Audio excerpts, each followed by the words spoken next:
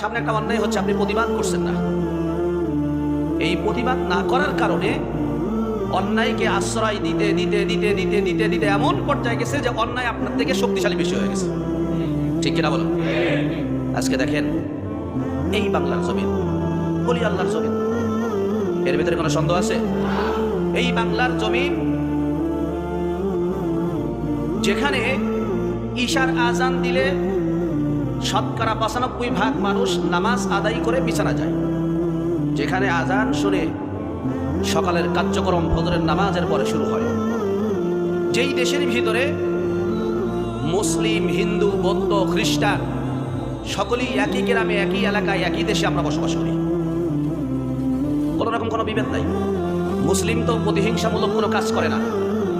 ইসলাম এটা শিক্ষা দেয় নাই যে আপনার উপর ইসলাম জুলুম করবে, এটা কোরআনও শিক্ষা দেয় না, এটা হাদিসও শিক্ষা